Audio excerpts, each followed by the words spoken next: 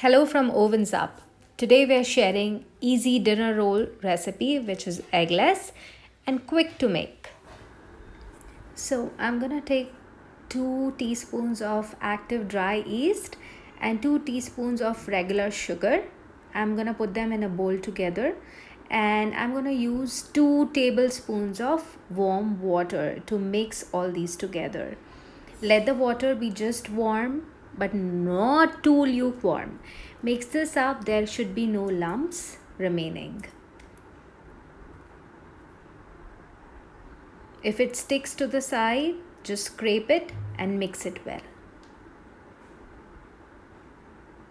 Keep stirring till you get a flowy consistency.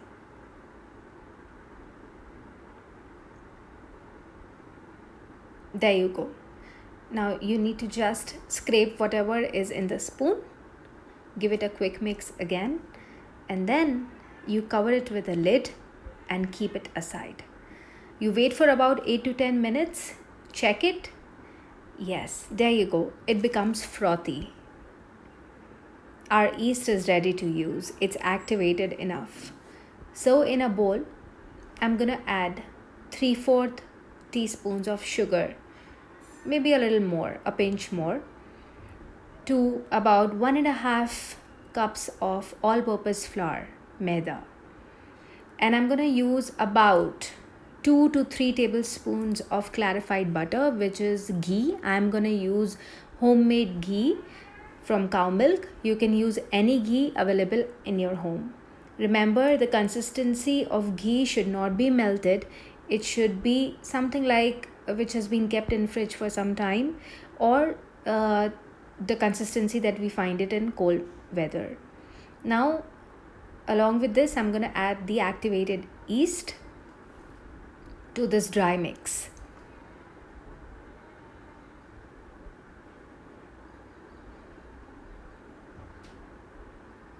Now you're going to mix this and make a soft dough out of this. This dough is going to be a little sticky, but that's the kind of dough we need. Remember, it should not be flowy but sticky and smooth. I'm going to use warm water again to mix this. Warm water helps the yeast to get activated further and also brings everything together in a more smoother fashion. So I'm going to use about 4 to 5 tablespoons of warm water here, and I'm going to put 2 tablespoons at a time so that my mixture doesn't become too sticky or too flowy. So just keep adding 2 tablespoons of warm water. Remember, warm water at a time.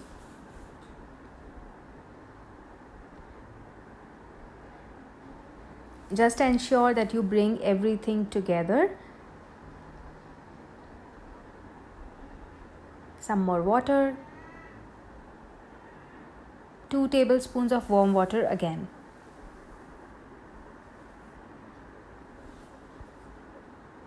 Remember to scrape the sides. I would recommend using a little deep bowl so that it's easier to make the dough.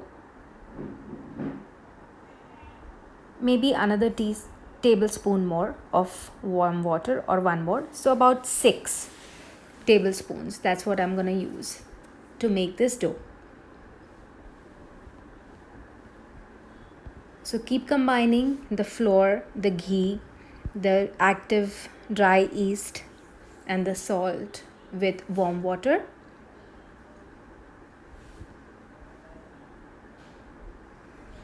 And here it's almost done coming together. Look at the consistency. It's sticky and soft, but it's not runny. Adjust the amount or the quantity of water according to the weather, humidity, and the kind of all-purpose flour that you're using. Use the ghee or the clarified butter remaining in the bowl or in the spoon. That's what I usually do. I don't like to waste anything.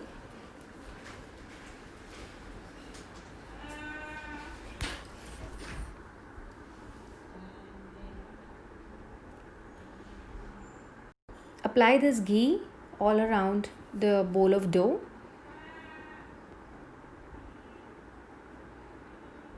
Now I'm going to use a muslin cloth. Muslin cloth is the finest material of cotton cloth that you can find. I'm going to dip this in the warm water that I had made for the dough.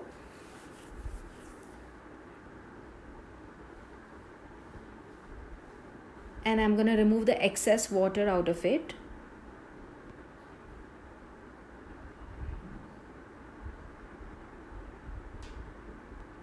There should be no water actually left, but the cloth should be just wet. Now I'm going to cover my dough properly with this wet cloth, muslin cloth, from all sides. And cover this with a lid and keep it in a warm place, probably in a almirah. So after 1 hour exactly, this is how my dough has risen. You see it? Beautifully risen dough. You can remove the extra which is clinging on to the cloth.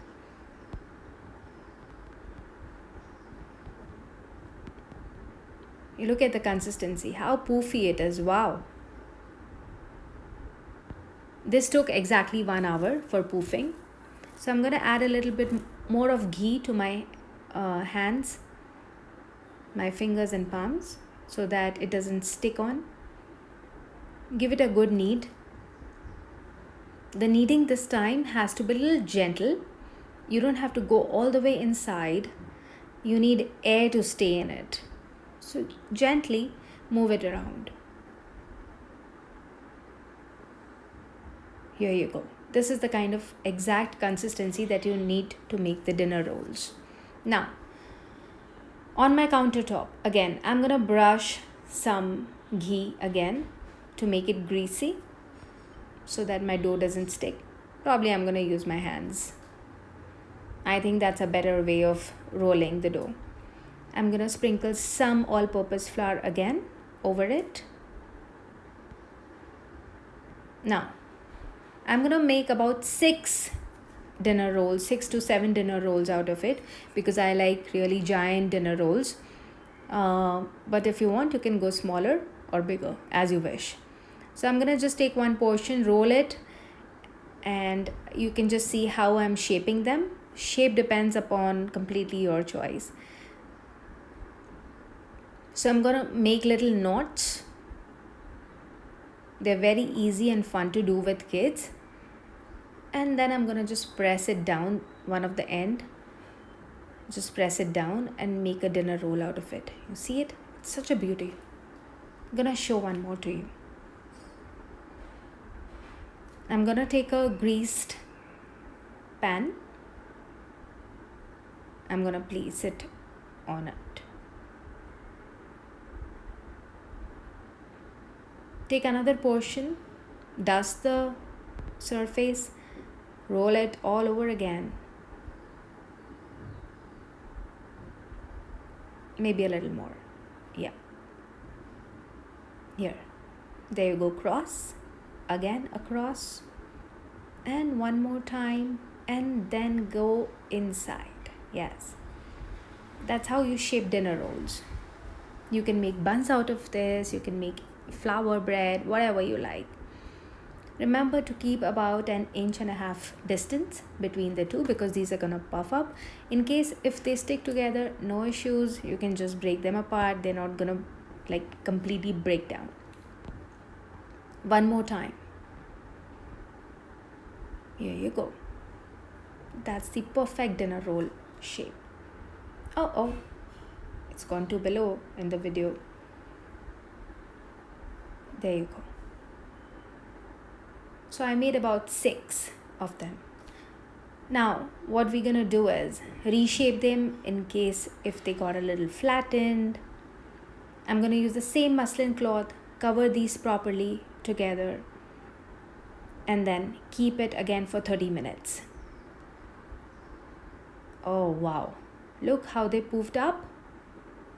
Now I'm gonna preheat my oven for about 1 for 190 degrees, yes. And I'm gonna use a brush to grease this with milk, just plain room temperature milk. This gives a good golden color to the dinner rolls and a good crusty top.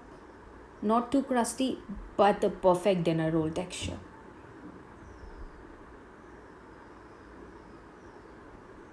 Remember to do it on all the sides. I'm gonna use some sesame seeds on the top. It gives a very good aroma.